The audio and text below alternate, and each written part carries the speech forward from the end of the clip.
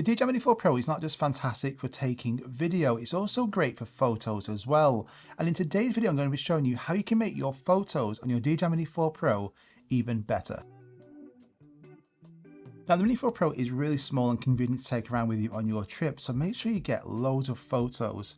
But it's also ideal because of this rotating camera. So you can get really nice horizontal photos, you can get really wide angle panoramic photos, but also at the touch of a button, you can get vertical photos as well that you can share to social media without any crop. But you can also make these photos look better with some simple photo editing as well, and that's what I'm going to be showing you today. Now, before you even start to take your photos, you want to make sure your settings are correct on your controller. So switch to photo and then go to your camera settings.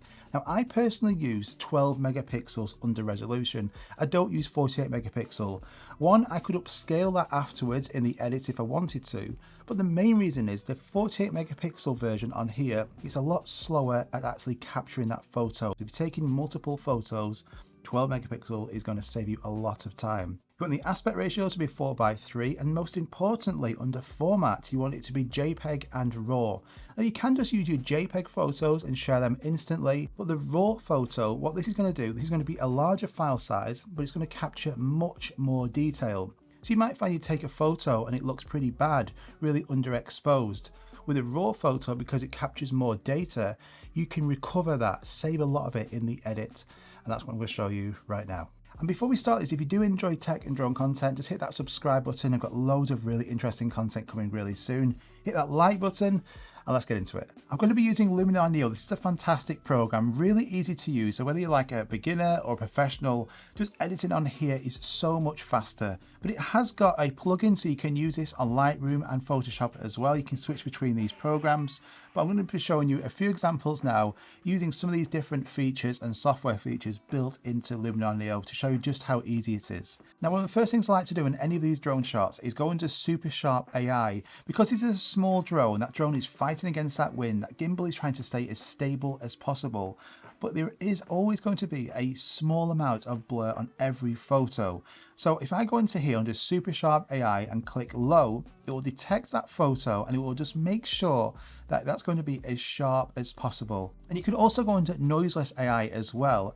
And this especially for at nighttime or low light shots. If there's any noise in that photo, you can again go and click on low, and any noise in it, the AI in here will basically eliminate any noise and make that photo look sharper. One of the best tools on here that I use all the time is the Enhance AI. So you can just move this slider up and automatically what it's going to do, it's going to increase the exposure. It's also going to increase the highlight in certain areas. It will detect that scene and do this automatically for you. It is so straightforward. So just by doing that, you can see that's the before and that's the after. That looks great just as a starting point. You can also use this sky enhancer as well, and this will enhance parts of the sky. So you can see it's quite overcast. But the more I move that slider up, that bluer that sky is getting, and it will also increase the contrast in that sky as well. I've also got all the tools you would expect under the Develop tab under Essentials. I can increase the exposure of that photo, so I can brighten it a little bit as well. I can add some more contrast or take contrast off. But one of the things I like to do is that you've got Relight AI as well. So what this allows you to do, this allows you to brighten or darken parts of that photo from either the near or far. So my focus point, I want it to be all around this road area here. So I want the brightness near to be increased. And what that does is that will automatically brighten up the near parts of that photo.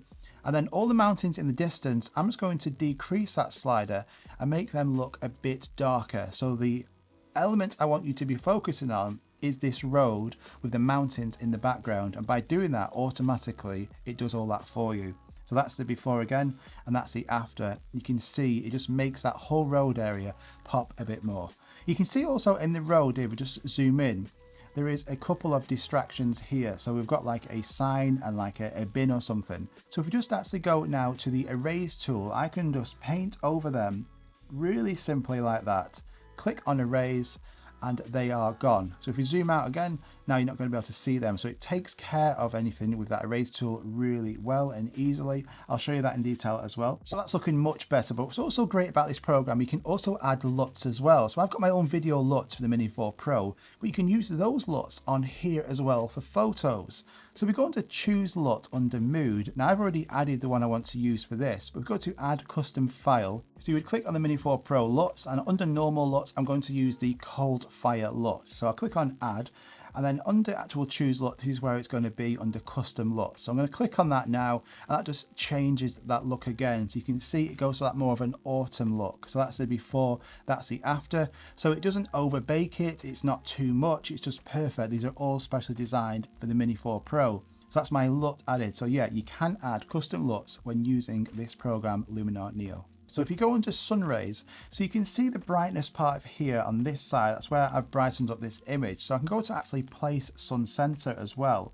And I can choose anywhere on this photo where I want that sun to be. So I'm going to have it right in this corner here. And then if I actually go to amount and just increase that, you can see that you've now got beams of sun rays coming through. So I don't want it to have it too much like this, but just a subtle amount just gives a little bit more light to that scene. So that's looking really good. Again, that's the before and that is the after. And also if I wanted to then crop that for Instagram and share it, I can click on the crop tool at the top here, and I can choose this icon here and it will automatically crop that for Instagram. Click apply, and that is then automatically cropped so I can share it. So really good before, after, by using a few simple steps on here. Now let's show you a nighttime photo from the Mini 4 Pro. So low light shots on the Mini 4 Pro are going to look great because it's an f1.7 aperture, so it's letting a lot of light into that scene. But we can make it better with some simple edits. So as I mentioned before, noiseless AI. So on that scene, if we really zoom in, you will start to see some noise and it falls apart. So you can actually go low, middle or high. So I can just click on low. It will remove any noise and actually sharpen up that image a little bit as well. So what I'm going to do first of all, just like before, enhance AI, you can just increase that slider and just look at the difference again. That is the before and that is the after. So it brightens up all of the actual lights, gives it a bit more contrast, increases that highlight, but it doesn't just overexpose it. If I didn't use that, let's just turn that off, and I went to the develop tab and I just increased the exposure, it would look like that. It wouldn't look very good at all. So this is by doing it via the AI software. It's making sure that it's only increasing parts of that scene that need to be increased. So that is much better. And it's also got a new extension as well called Magic Light. This is really good for nighttime shots. If you want certain lights to stand out even more, then we can do. So we click on Magic Light. If we just increase the intensity on here, you will see that majority of the actual lights in this shot will now be increased. So all around here, these are standing out a lot more. If we just show you that, that's without any, and that's with. So obviously that's a bit too much. So we turn that intensity down a little bit to say around about 30%. We can see now it just looks like there's loads of really bright light in that shot. So you might not want that effect if you don't want to, and you can turn it down to about 10%. We can also go on to certain lights as well, and you can just tap on them and that will make these brighter. Now you can see these little blue blobs. When that's finished processing, they will go away, but that's what it's going to look like by turning that intensity up. So it's a pretty cool effect, isn't it? You can use that by really strong effects like this, or you can just have it lower, around about 7%, 7 or 10% is what I find is like a sweet spot, but it's really good you have that option. So by just changing a couple of sliders on there, that's the actual before shot from the Mini 4 Pro, and that's the after. So you can make your low light and nighttime shots much better using, again, pretty much that enhance AI and the noiseless AI sliders on this. So we've got another shot here, the Mini 4 Pro beach shot. It's not looking very good and vibrant, and we can change that dramatically from a few sliders again. So just like before, enhance AI, I'm going to move that slider up, and that is automatically going to make that better just from moving that slider along. You can see there's much more saturation in that water and also the sky as well. We can also enhance that sky to make that scene a lot better. But if we go to that develop tab, this is where I want to actually play around with this now. So I want to actually increase the exposure a little bit more. And then if we go to the colors tab, under temperature, we can increase that color or we can decrease it. I'm going to keep that around about the same, but this is where I can add the saturation and some vibrance. So straight away, that's looking better than it did do. I can go now to Sky AI and I can change that sky from quite a bit of a dull sky to changing it to as maybe some clouds or more of a dramatic look. So you've got loads of different skies that you can use. So you can go over the top, it looks a bit dramatic there. You can have this one. So you can change the look of that beach shot instantly just from using all these different skies that come with it. But to keep it natural, I would say for daytime, one of these is going to be decent. So that one looks pretty good. Now all these people in this scene, so it's not going to be natural to take away all of these people, but if you want to erase some of them, like these people here at the start of the shot, or them there, or that, or this woman walking here, or this whole thing, then you can easily erase as much or as little as you want. The erase tool on here is really powerful. Just by clicking that, it just saves you so much time than actually doing any masking in Photoshop just by removing them. So if you want to remove all of them, you could go through each one of these and remove all of them to your heart's content, but that's really good. I just think it looks more natural by having some people in that photo. So a quick edit there, just by changing the develop, the enhance and the erase, that is the before and that is the after. So that's really handy. Let's just show you one more shot here to finish. So you can see this shot now, really dull, not very good exposure. So I can do a few things to make this better. So first thing I'm going to do again is click Super Sharp AI. That will automatically make sure there is no blur on that photo.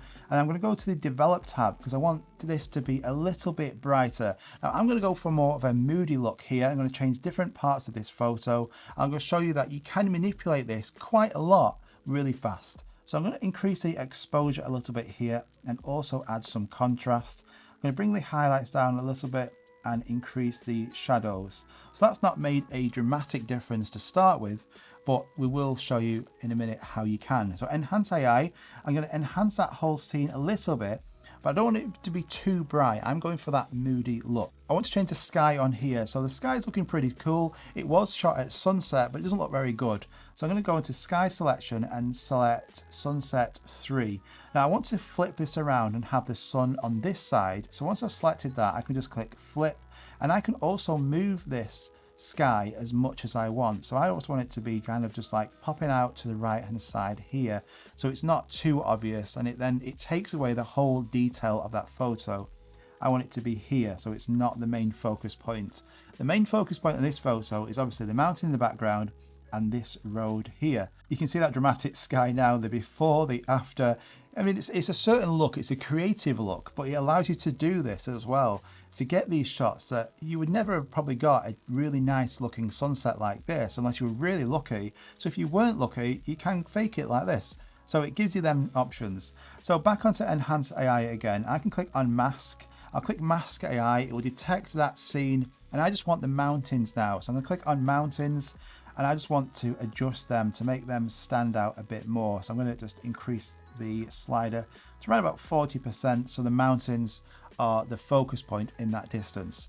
And now if we move down here back to the Relight AI, I'm going to actually increase this. So it's really clever how you can manipulate either the near parts to make that much brighter, or can actually change that and have the far parts of that scene either brighter or darker. It's really clever. I'm going to just increase that to have the front part here a little bit lighter. But we can also make the road stand out as well. By going to Structure AI, we can actually go on and paint over this road. So I'm just going to decrease the slider here, and I'm just going to paint really fast over this road. So I would say do a better job than that, but that will do for now.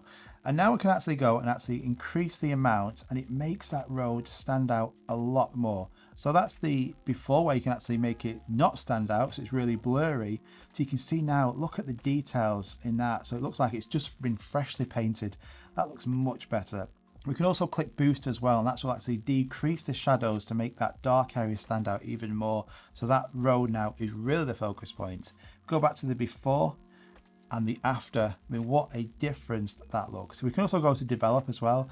We can just decrease in that shot again. You can use smart contrast to add a little bit more contrast to that scene. And just look at that now. What a dramatic looking shot. Before, after. We go to this slider, we can just see that dramatic difference. This is what I think is great about this program. It gives you so many different sliders and options, so you can go and change this photo to your heart's content. We can also finish by putting a vignette as well, so just by moving this, decrease that amount, and it adds a vignette, so you're really drawn to that. Before, after. Really clever.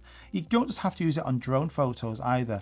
I mean, there's some examples in this. So this woman here, you can click on this and you can actually change for portrait shots. You've got relight, so you can lighten up that photo, like add some studio lighting. You can do things like slimming, which I don't really do, but you can change like the eye color as well. So she's got like brown eyes. I could change them to blue just by touching this, change it to honey, different colors, whatever color I want, I could change iris color to, which I think is great. You can also do different glows and have different amounts of focus, like that dreamy look. So for photos as well, for portraits, that's the before from this example, and that's just after a couple of sliders that I've moved. And you can also try out the AI tool as well, so removing people from that photo like I showed you before.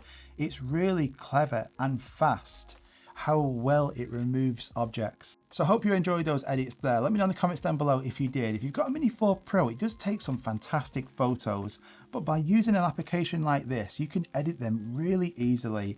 I mean, on Photoshop and Lightroom, which I also use, you can do all of this as well, but it does take a lot longer. This is so much faster. Using these sliders and letting the AI help you out, especially for beginners, it is remarkable just how good this program is. So if you want to go and check this program out, I'm going to link it at the top of the description. I hope you found this helpful and you got something out of it. Go and take some fantastic photos of your Mini 4 Pro, and I'll see you on the next one. Bye-bye.